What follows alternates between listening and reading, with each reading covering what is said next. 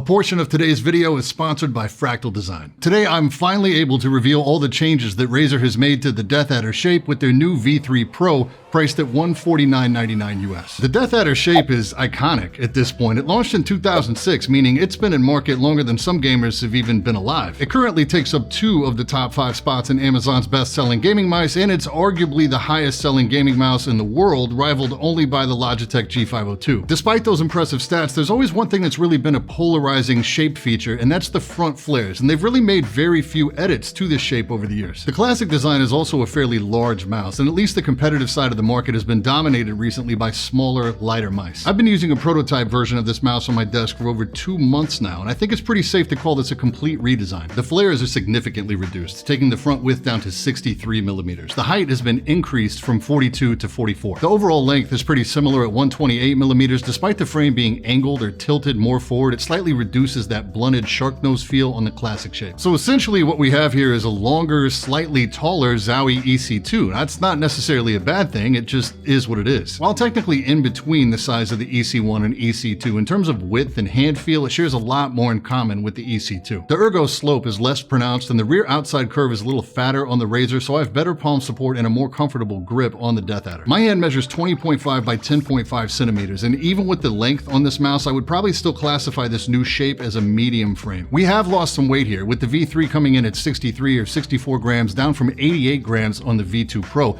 That's a big cut, down 27% or 24 grams. All that weight has to come from somewhere, so there are some important deletions here. There's no RGB or chroma, there's no DPI buttons on top, there's no longer support for the Razer dock, there's no storage for the dongle on the mouse itself, and there's no longer Bluetooth wireless mode. We finally see a jump to USB-C charging here. We do have the Focus Pro 30K DPI sensor that was included on the new Viper V2 Pro. We also have the Gen 3 optical switches from the new Viper as well. The build quality feels very solid on both my copies. There's no visible holes, there's no creaks, feels good. The coating is the same from the new Viper 2. The white gives you that matte, textured, eggshell feel. This will be available in black, of course, but those units weren't ready in time for review. I don't usually use white peripherals, but like I said, I spent a couple months on this prototype, and it is showing areas of degradation or discoloration, and my hand washing game is immaculate. I have to stress that this is an early prototype. I haven't spent enough time with the final retail to know for sure, but I felt like I should at least mention it. They've also followed the new formula of deleting the side grips and instead including optional laser cut grips in the box.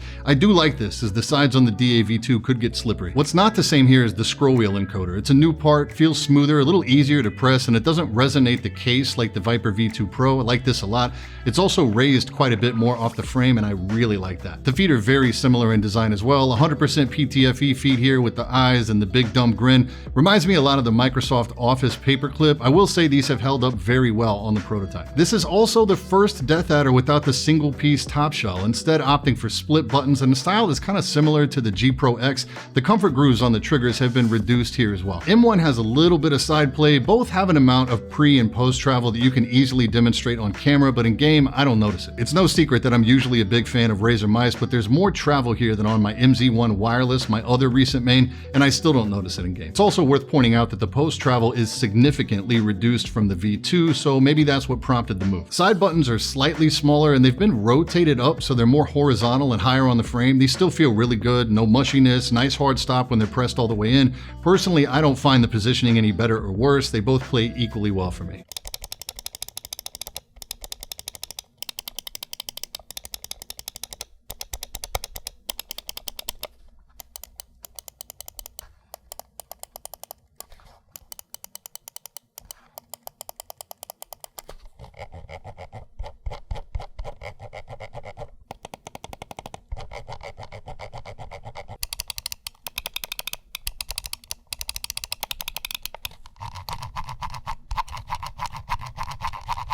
My grip for this mouse lands in a relaxed claw, really close to a palm, and there's some interesting stuff going on here. On the OG Death Adder shape, that flare hit the tip of my ring finger in such a way that I would unknowingly just start playing with it rotated pretty significantly, and I don't get that with the new shape. It's much closer to be in line with my arm. The other thing is that the peak of the hump has been pushed closer to your thumb, so your wrist is rolled toward the outer edge. On the OG shape, I feel the hump under my first 2 knuckles. With this new shape, it's only under that first knuckle. I feel more in control with the new shape and less like my whole hand is floating on on top of a big mouse. This mouse does support the multi-device dongle if you're running one of Razer's wireless keyboards like this Deathstalker V2 TKL here, which is very sick. This is also the next mouse out from Razer that makes use of their 4000 Hz polling wireless dongle. This has been available as a standalone add-on for a couple weeks, priced at $29.99, and previously only worked with the Viper V2 Pro. This will launch as a bundle as well for $164.99, so you get half off if you pick it up with the mouse. For me, you should really only concern yourself with this if you're a super sweaty competitive player who wants the absolute fastest wireless tech out there. You really need to be on a 240 panel or better to make use of this. It is crazy low latency, but it comes at a massive hit to battery life, taking it from 90 hours all the way down to 24 hours. To offset some of that, it lives on your desktop. It has a battery indicator LED on the top, and it uses the same SpeedFlex cable that comes with your mouse, so it's easy enough to plug in at the end of a session. Regardless of which way you go on the dongle, the mouse feels really good in game to me, though I do find myself missing some of the control I have with a smaller mouse like the MZ1 Wireless, which I've really been enjoying. Razer makes some pretty bold claims about their wireless tech in terms of speed and latency, so behind the scenes I've been developing a testing system I can use to objectively show latency data, so I have more to give you other than it feels really fast to me. So I really like the new shape. It doesn't feel like a Death Adder to me, which was kind of the point, I guess. For me, it's easier to think about this basically like it's a Viper V2 Pro, but in a new Ergo shell. I fear this is going to go the same way as the new Viper, where consumers feel like they're getting less mouse for more money. $149.99 is still a big ask, but these are convenience feature stripped versions for people looking specifically for the most competitive mice. The Death Adder V2 Pro will remain in market for a while, and it can be had for some serious markdowns currently. With Performance Wireless Ergo, it is a thinner market than symmetrical. I haven't spent any time with it yet, but it's pretty tough to ignore the Pulsar X-Lite V2 at $79.99 if you don't mind holes. I guess that's it. I like it. It's a really good shape. It performs really well. It's just $149.99. I don't know what it is. I just feel like I'm missing that big moment or that big thing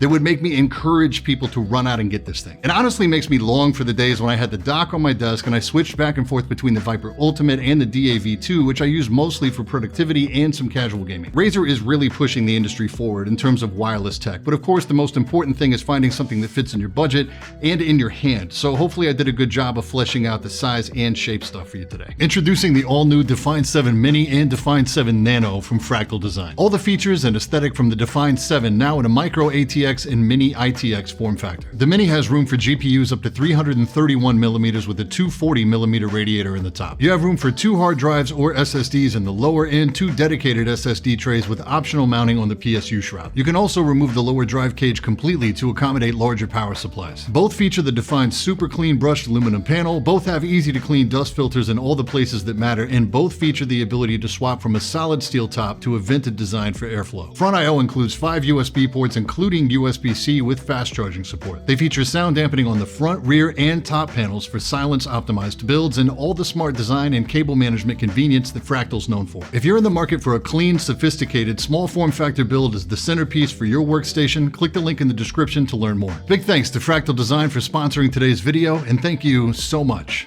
for your time. If you want to check out Razer's most recent keyboard, you can do that right here. If you want to see the video that YouTube thinks you should watch next, you can do that right here. That's it for today, and I will catch you all in the next one.